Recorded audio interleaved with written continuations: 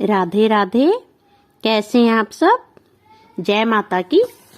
नवरात्रि के चौथे दिन माँ कूष्मांडा की पूजा की जाती है।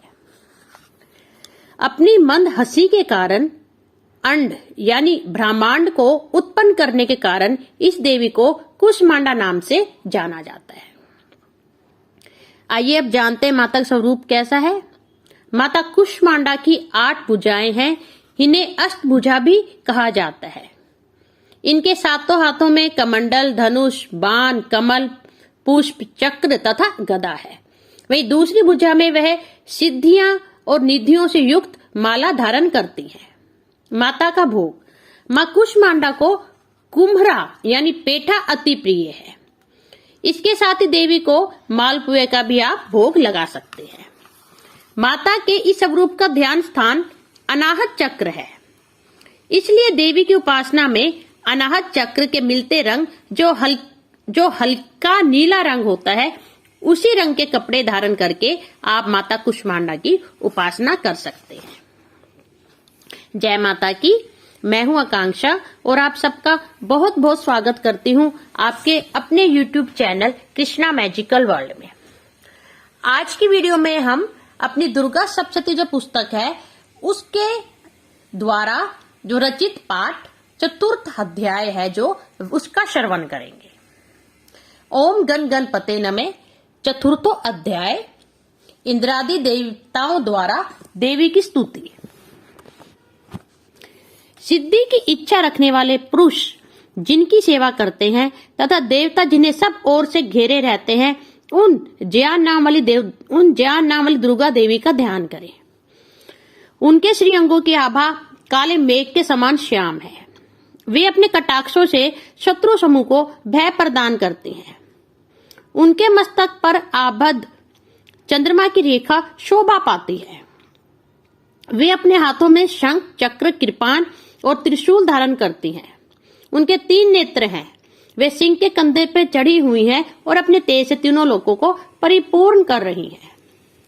ऋषि कहते हैं, अत्यंत पराक्रमी दुरात्मा महिषासुर तथा उसकी दैत्य सेना के देवी के हाथ से मारे जाने पर इंद्र आदि देवता प्रणाम के लिए गर्दन तथा कंधे झुकाकर उन भगवती दुर्गा का उत्तम वचनों द्वारा स्तवन करने लगे। उस समय उनके सुंदर अंगों में अत्यंत हर्ष के कारण रोमांच हो आया था।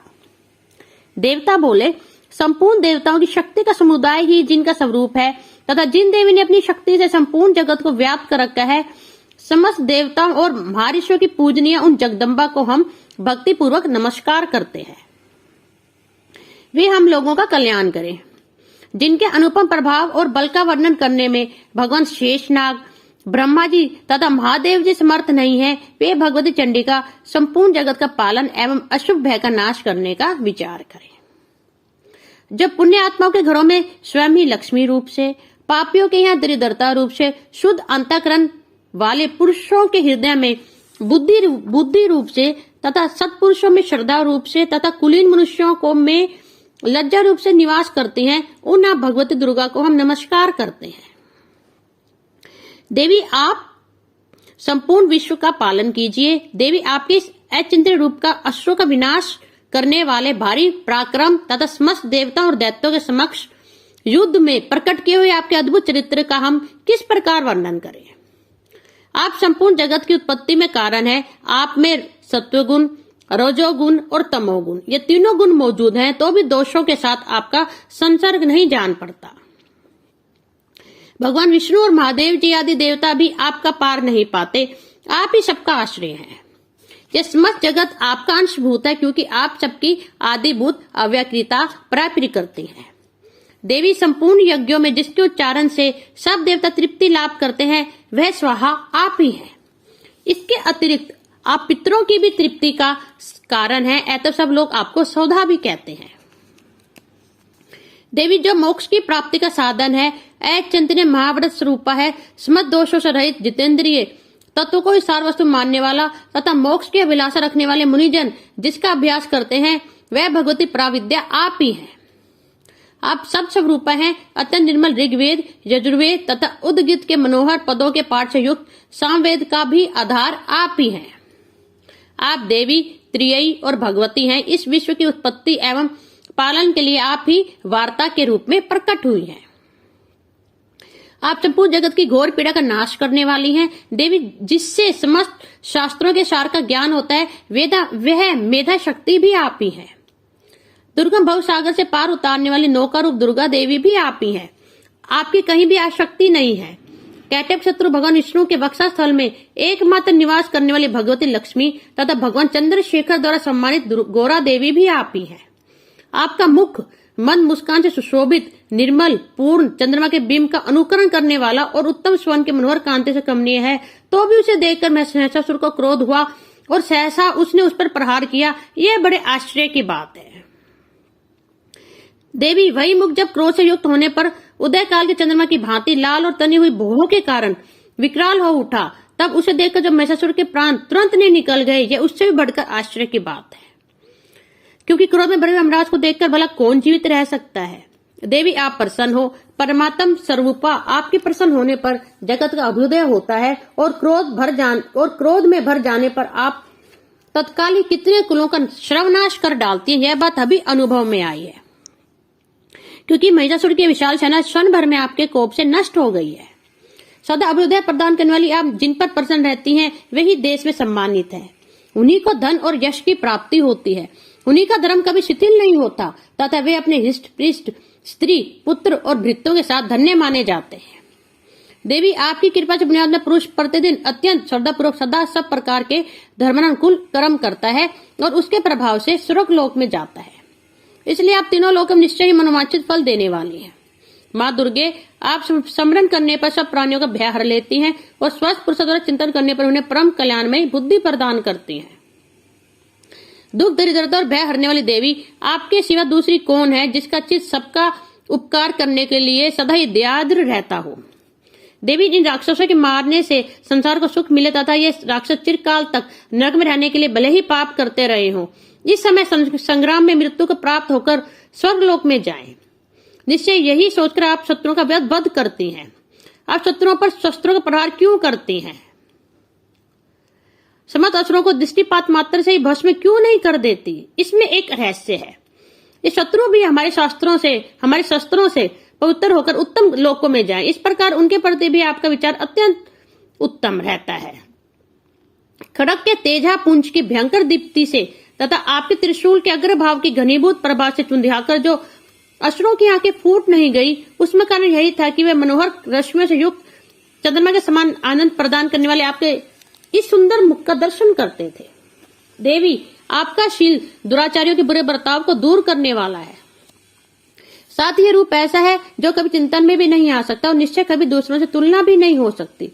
तथा आपका बल और पराक्रम तो उन दैत्यों का भी नाश करने वाला है जो कभी देवताओं के पराक्रम को भी नष्ट कर चुके थे। इस प्रकार आपने शत्रुओं पर भी अपनी दया ही प्रकट की है। वरदायिनी देवी, आपके इस पराक्रम की किसके साथ तुलना हो सकती है? तथा शत्रुओं को भय देने वाला एवं अत्यंत मनोहर ऐसा रूप भी आपके सिवा और कहाँ है? हृदय में कृपा और युद्ध में निष्ठुरता, ये दोनों बातें तीनों लोकों के भीतर केवल आप में ही देखी गई हैं। माता, आपने शत्रुओं का नाश करके इस समस्त त्रिलोकी की रक्षा की है। उन शत्रुओं को भी युद्ध भूमि में मारकर स्वर्ग लोक में पहुंचाया है तथा उन्मत्त दैत्य से प्राप्त होने वाले हम लोगों के भय को भी दूर कर दिया है। आपको हमारा नमस्कार है। देवी, आप शूल से हमारी रक्षा करें। अंबिके, आप खड़ग से भी हमारी रक्षा करें तथा घंटक ध्वनि से और धनुष की टंकार से भी हम लोगों की रक्षा करें। चंडिके, पूर्व, पश्चिम और दक्षिण दिशा में आप हमारी रक्षा करें तथा ईश्वरी, अपने त्रिशूल को घुमाकर आप उत्तर दिशा में भी हमारी रक्षा करें।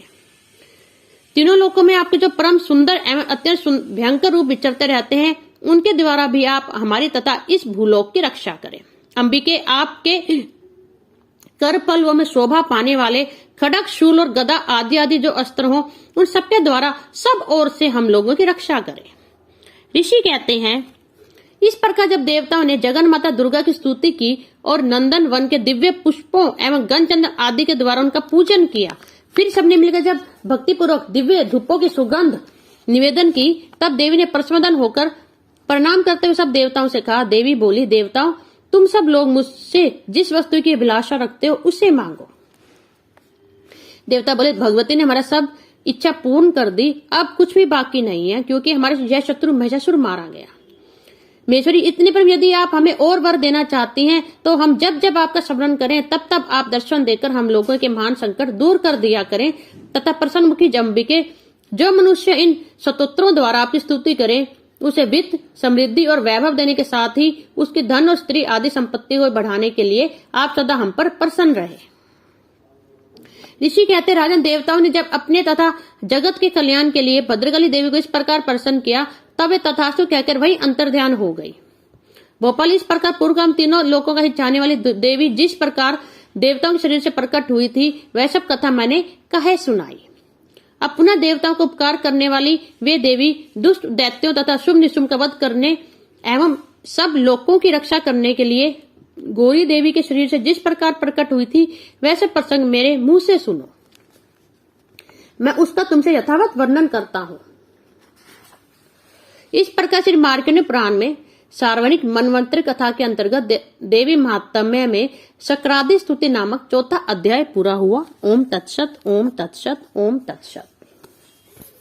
आशा करते हूं आपको अपनी भगवती दुर्गा की महिमा अति अनुपम लगी होगी। अगर आपको ये कथा अच्छी लगी, ये पाठ सुंदर लगा तो इसे शेयर करना मत भूलिए। और अगर आपने इस चैनल को सब्सक्राइब नहीं किया तो प्लीज इस चैनल को सब्सक्राइब कीजिए। अब मैं जाने की आज्ञा चाहती हूँ। धन्यवाद। जय माता की।